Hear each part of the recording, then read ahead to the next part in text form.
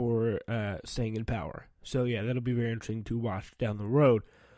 All right, that will just about do it for this story. Kristen Nielsen, what's going on with her? Find out. So stay with us. All right, so here is what is going on here with that. And Kristen Nielsen, she's Homeland Security Secretary, as we know, colleagues. She told colleagues she was close to resigning after Trump berated her on Wednesday in front of the entire cabinet for what he said was her failure to adequately secure the nation's borders, according to current and former officials familiar with the episode.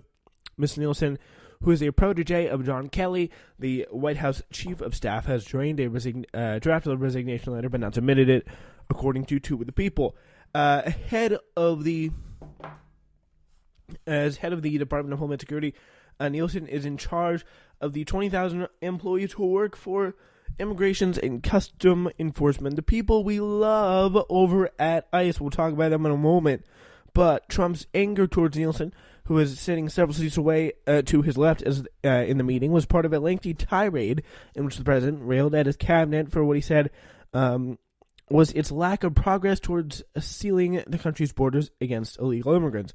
According to one person who was present at the meeting, asked about the heated exchange at the meeting, Sarah Huckabee Sanders said the White House press secretary said that Thursday that the president is committed to fixing our broken immigration system and our porous borders.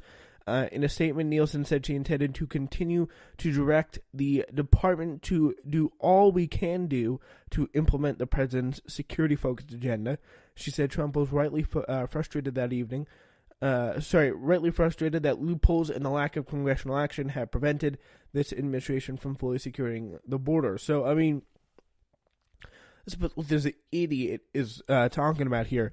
He is just berating people because no one wants to build his stupid wall or follow his stupid immigration plan. Not even his own people that he's actually hired. So that's pretty much the funny thing here. So Tyler Q. Holton, a spokesman for the Department of Homeland Security, disputed that Ms. Nielsen had drafted this resignation letter and was close to resigning, calling those assertions pretty much false. So, Trump's anger about immigration has grown over recent weeks, according to several officials. He repeatedly claimed credit for the fact that during his first year in office, illegal border crossings dropped to their lowest levels in decades.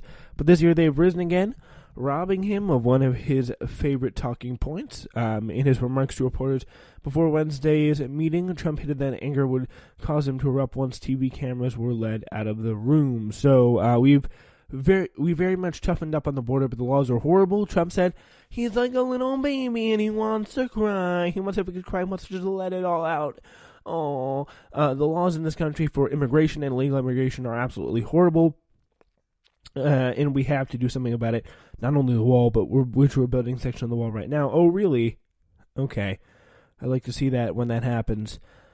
Because it would be pretty funny. It would really be pretty funny.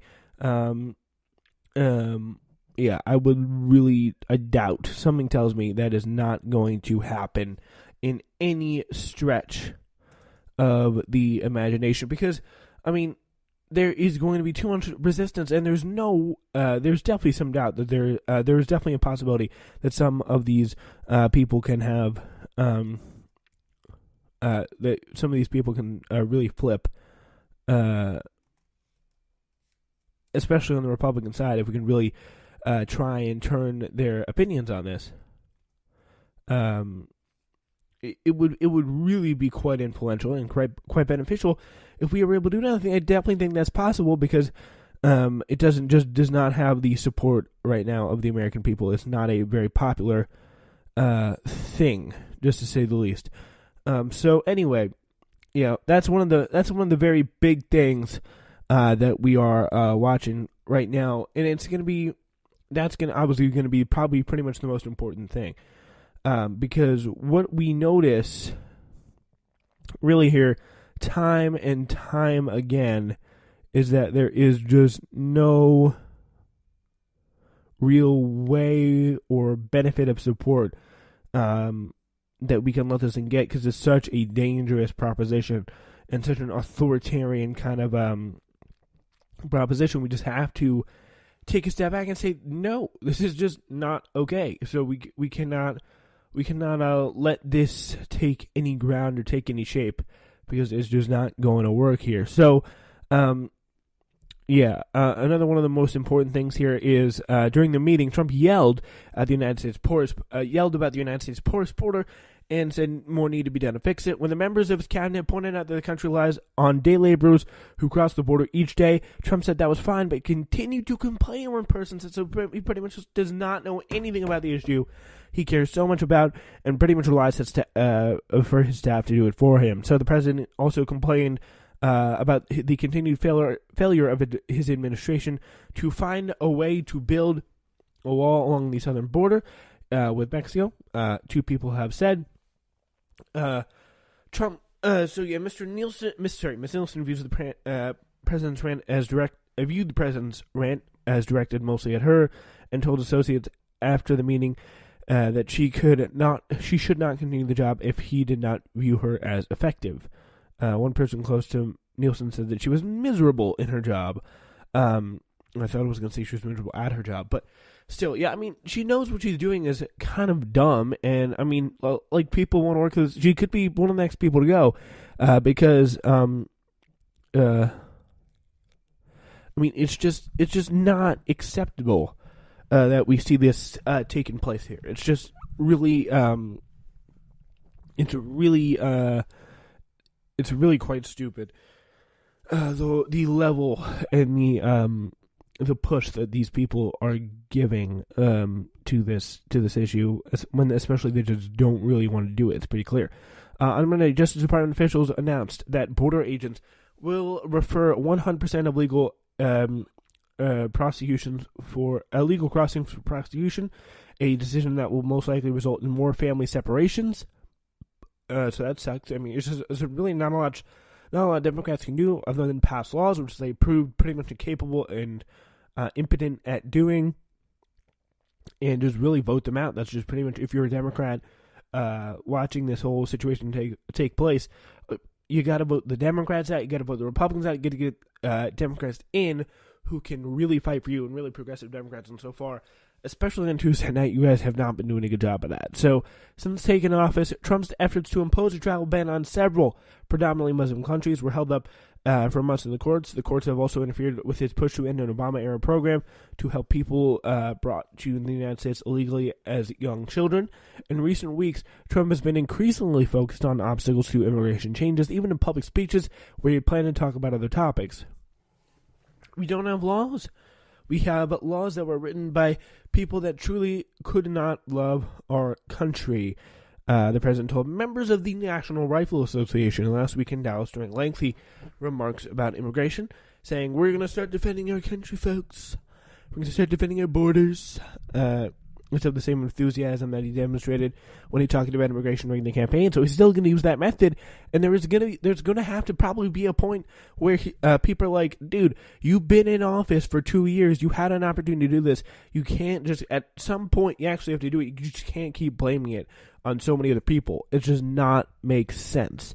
So the president fired Rex Tillerson, his Secretary of State, and pushed out Lieutenant General H.R. McMaster, his second national security advisor, replacing him with John Bolton, who in turn fired several top aides at the National Security Council. Those changes follow the announced departures of Gary Cohn, the president's top economic advisor in the White House, and Hope Hicks, who was Trump's communications director and confidant. Thomas P. Boster, the president's Homeland Security advisor, also quit. So there's a lot of stuff going on right now with that situation. So anyway, we now are going to move on to our last story of the day, everybody. It's a pretty fun one. So on Tuesday night, voters handed a decisive loss to the incumbent sheriff of North Carolina's largest county, which includes Charlotte, garnering for a win for grassroots efforts opposed to the hardline immigration policies. The central issue that emerged in the Mecklenburg County race was Sheriff Erwin Carmichael's cooperation with the Trump administration's deportation policy. Carmichael shouldn't be surprised, tweeted Lorella Peraley, who's the director of immigration policy and campaigns at the American Civil at the ACLU, I can just say. He failed. He chose to facilitate Trump's deportation force.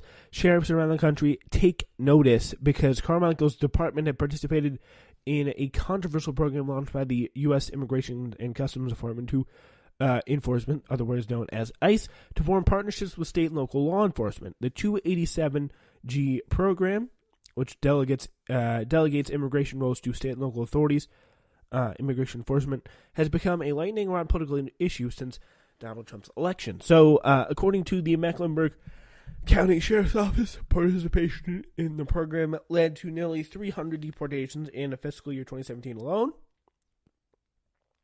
So, racking up those numbers, baby. Ooh, so excited. Let's get some real hype for those numbers. I will tell you that. So, there's a lot of disturbing stuff with this story about how this is being so prevalent and become really so widely used. But the most important part is there is a lot of interesting questions about this that really I think should be answered to a large degree. So and hopefully they will answer them. So 287G is going to be history in Charlotte Mecklenburg. Gary McFadden, a former Charlotte Mecklenburg police detective who beat Carmichael in the primary. Carmichael defended the program throughout his campaign. Both of Carmichael's primary opponents, on the other hand, ran against the policy. Gary McFadden captured the Democratic nomination with 52% of the vote, and Carmichael pulled a distant third place with just over 20% of ballots. Because no Republicans running for office, McFadden is essentially guaranteed to be Mecklenburg County's next sheriff. So 287G does not create a trusted working relationship between law enforcement and many of the community. McFadden told The Intercept in April. He's got the right idea about that, and he has said now that he's going to end it, and that will be good for all as we put this horrible thing behind us that is really quite unconstitutional. So 287G refers to a section added to the Immigration and Nationality Act in 1996, under which local departments are permitted to interrogate those in their custody and their immigrant status, and to hold undocumented individuals for transfer to ICE custody. If I describe the program as one of its top partnership initiatives, so they're pretty proud of it.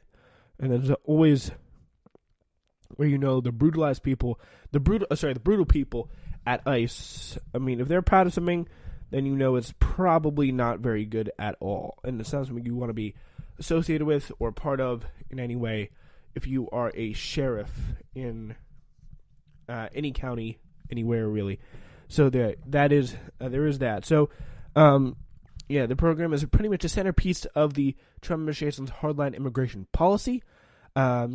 Mecklenburg County joined the program in 2006. Since then, 15,000 people have been processed for deportation after being arrested by the sheriff's office, often for traffic violations like driving without a license. And it's kind of tough because, again, North Carolina does not issue driver's licenses to undocumented residents. So the program is a centerpiece of the Trump administration's hardline immigration policy, as we know. Trump issued an executive order calling for an expansion of the program. ICE currently has 287 G agreements with 76 jurisdictions across the country. So it's pretty prevalent. This stuff is very popular, and it's going to be used again and again by this group. If we don't see a stop to it soon, it could be very, very, very problematic. So that's the problem. Organized opposition to the program in Mecklenburg County is long-standing. In March, 45 community groups signed a letter that called the sheriff's office to terminate its 287G agreement with ICE under fire. Carmichael went on Fox News to defend the program, but his opponents remained resolute, saying, quote, "We have a critical mass." Kat Bao Lee, the executive director of the Southeast Asian Coalition in Charlotte, told The Intercept 2 weeks before the election, and Tuesday's results proved her absolutely right. So yeah, there is that. It's a very good story. Like to see it happen. Like to see it occur. And these elections just show you time and time again, you cannot associate with monsters if you want to win the election. All right, we're going to have no show Sunday. We will be back on Monday, so we hope to see you then. It's Newsflash.